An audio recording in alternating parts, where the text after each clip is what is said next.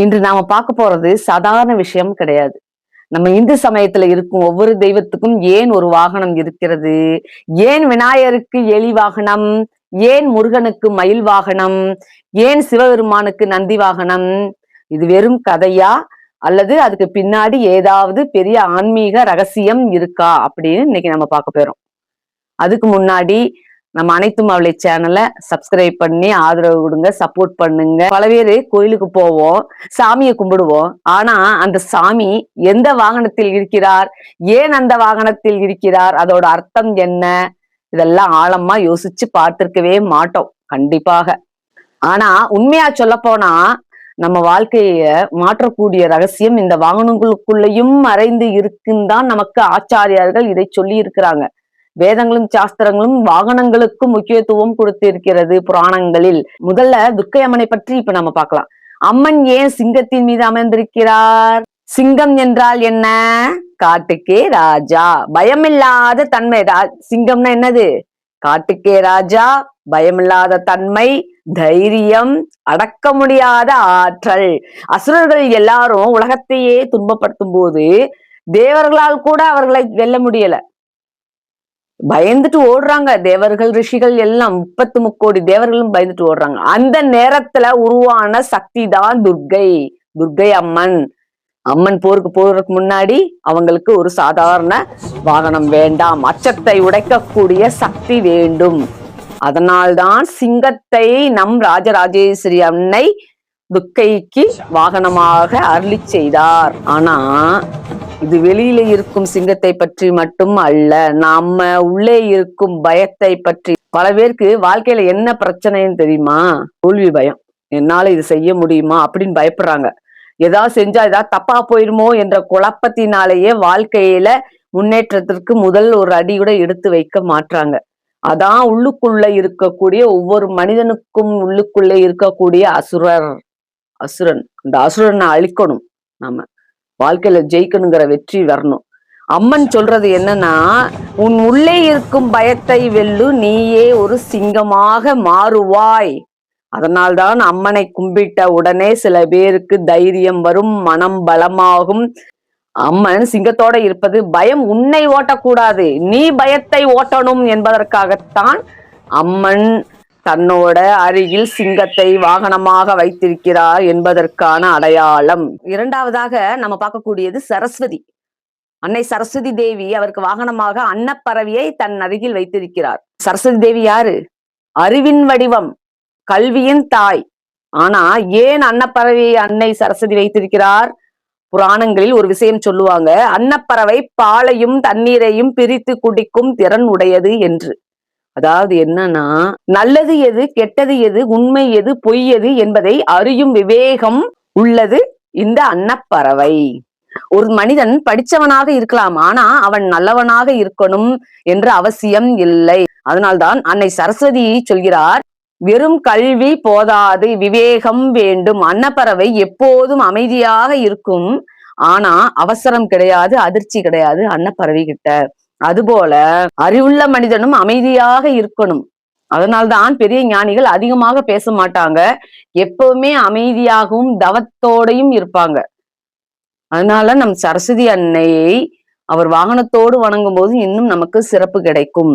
மூன்றாவதாக நாம பார்க்க போறது யாருன்னு பாத்தீங்கன்னா, மகாலட்சுமி தாயார் தான். இப்போ பல பேருக்கு ஆச்சரியம் தரக்கூடிய ஒரு விஷயம் என்னன்னா, செல்வத்தின் தெய்வமான மகாலட்சுமிக்கு ஏன் ஆந்தை வாகனமாக அமைந்துள்ளது அப்படின்னு நீங்க கேட்டீங்கன்னா, ஆந்தை இருட்டுல கூட பார்க்கும் தன்மை கொண்டது. அதாவது மற்றவர்கள் பார்க்காததை கூட அது கவனிக்கும். இரவில் கூட தெளிவாக அது கண் இரவில் தான் தெரியும். இதோட அர்த்தம் என்னன்னு கேட்டீங்கன்னா, பணம் சம்பாதிப்பது மட்டும் பெரிய விஷயம் இல்லை, அந்த பணத்தை பாதுகாப்பதுதான் முக்கியம். பணம் அனைவராலும் சம்பாதித்து விடலாம் இன்றைய காலகட்டத்தில். ஆனா அந்த சரியான விதத்தில் நாம் பயன்படுத்துகிறோமா, பாதுகாப்பு பண்ணுகிறோமா என்பதுதான் மிகவும் முக்கியமான ஒன்று. இன்றைக்கு எத்தனை பேரு நல்லா சம்பாதிக்கிறாங்க, ஆனா சேமிக்க மாட்டாங்க. பணம் வந்த உடனே இஎம்ஐ, சுற்றுலா, அப்புறமா ஆர்டர்ஸ் தான், ஆன்லைன் ஆர்டர்ஸ், இப்படி எக்கச்சக்கமான பண விரயங்கள் தான் நிறைய நடக்கிறது. ஏன்? விழிப்புணர்வு இல்லை அவர்களிடம். லக்ஷ்மி தேவி சொல்றது என்னன்னா, செல்வம் வந்தாலும் கண் திறந்து இருக்க வேண்டும். அதை எப்படி நாம் சரியான வழியில் சேமிக்க முடியும் என்று யோசனையோடு இருக்க வேண்டும். ஆந்தை இரவில் விழித்திருக்கும். இதுபோல வாழ்க்கையிலும் நமக்கு விழிப்புணர்வு வேண்டும். இல்லைனா பணம் வந்த வேகத்திலேயே போயிடும். அதனால நாம் அன்னையின் அருகில் இருக்கக்கூடிய ஆந்தையை போல் நம் வாழ்க்கையிலும் விழிப்புணர்வோடு இருந்து நம் பணத்தை காப்பாற்றி விரயமாகாமல் வைத்துக் கொள்ள வேண்டும். நான்காவதாக நம்ம பார்க்க போறது நம்ம ஐயன் ஈசன் சிவபெருமான். அவர்கிட்ட ஏன் நந்தி வாகனமாக இருக்கிறது என்று இப்ப நம்ம பார்க்கலாமா? நந்தி எப்போதும் சிவனை பார்த்துக்கிட்டே இருப்பார். இதுக்கு என்ன அர்த்தம்? நம்ம மனசு எப்போதும் இறைவனை நோக்கியே இருக்க வேண்டும், இறைவனை தியானிக்க வேண்டும், இறைவன் நாமங்களை எந்த நேரமும் நம் வாயாலை உச்சரிக்க வேண்டும், இறைவன் சிந்தனையிலேயே நாம் உருக வேண்டும். நந்தி என்றால் பொறுமை, அமைதி, ஒழுக்கம். ஒரு காளையை அடக்குவது எளிதா? இல்லை. ஆனா சிவபெருமானின் அருகில் இருக்கும் நந்தி முழு கட்டுப்பாட்டில் இருக்கிறார். நம் ஐயனிட்ட கட்டளையை ஏற்றுக்கொண்டு அவர் அருகில் அமர்ந்து பவ்யமாக உட்கார்ந்திருக்கிறார். அதாவது மனசு எவ்வளவு ஆவேசமாக இருந்தாலும் இறை நினைவு வந்துவிட்டால் நம் மனம் அமைதியாகும். யாருக்கும் எந்த தீங்கும் நினைக்கும் மனம் நம்மிடம் இருந்து தள்ளி சென்றுவிடும். நம்மிடம் இருக்கும் அந்த எண்ணமே நம்மை வாழ்க்கையை உயரச் செல்லும். நாம் மற்றவர்களுக்கு தீங்கு நினைத்தோமே ஆனால் அது திரும்ப நமக்கே வந்து சேரும். அதனால் எவ்வளவு பெரிய பிரச்சனைகளாக இருந்தாலும் யாரையும் நாம் தீங்காக நினைக்க கூடாது. இறைவா, நீ எனக்கு துணையாக இறைவழியிலேயே நாம் செல்லும் போது இறை நமக்கு துணையாக வந்து நம் வாழ்க்கையில் சிறப்பாக நம்மை வாழ வைப்பார் என்பதே 100% உண்மை. இன்றைக்கு மனிதர்கள்ட்ட பெரிய பெரிய பிரச்சனை என்ன? அவசரம், கோபம், பொறுமையின்மை. எங்க போனாலும் உடனே அந்த செயல் நமக்கு நடக்கணும். இங்க இருந்து லேட்டா போவாங்க, குடுகுடுன்னு ஓடுவாங்க. ஆனா முதல்ல எனக்கு அந்த வேலையை முடிச்சுட்டு வீட்டுக்கு ஓடி வந்துடணும் அவசரத்துல போறது. அது சரியா நடக்கலையா உடனே கோபப்படுறது. எனக்கு பின்னாடி இவங்க வந்தாங்க, அவங்களுக்கு முன்னாடி நான் வந்தேன் இப்படின்னு. பொறுமையா இருக்கிறதுல ஒரு இடத்துக்கு போறோமா, நாம சரியான நேரத்துல போனோம்னா நம்ம சரியானது நடக்கும். ஆனா பொறுமையோட இருந்து இந்த செயலை சரியா செஞ்சுட்டு வரணும். நம்ம நந்தி பகவான் நமக்கு என்ன கற்று தருகிறார்? அமைதியாக இருக்க வேண்டும். சரியான நேரம் வரும் வரைக்கும் நம் அமைதி நம்மை காப்பாற்றும். 5வதாக நம்ம இப்ப பார்க்க போறது யாரு? மகாவிஷ்ணு. அவருக்கு என்ன வாகனம்? கருடன். கருடன் சாதாரண பறவை கிடையாது. எல்லா பறவைகளையும் போல கருடன் மிக சாதாரண பறவை கிடையாது.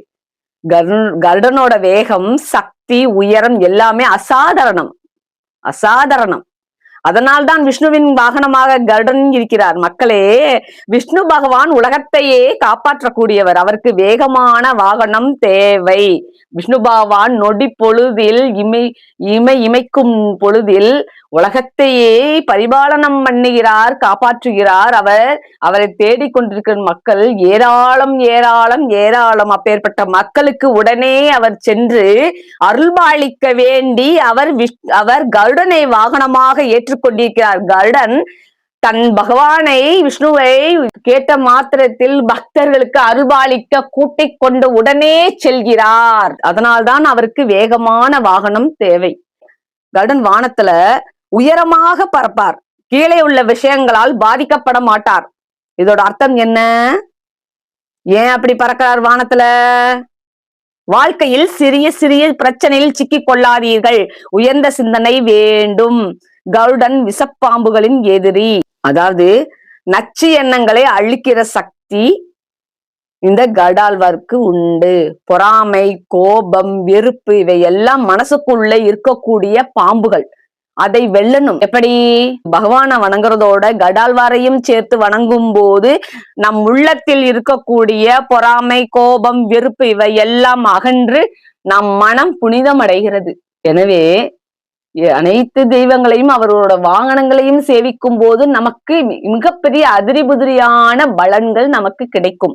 6வதாக நம்ம இப்ப பார்க்க போறது யாரு? விநாயகர்.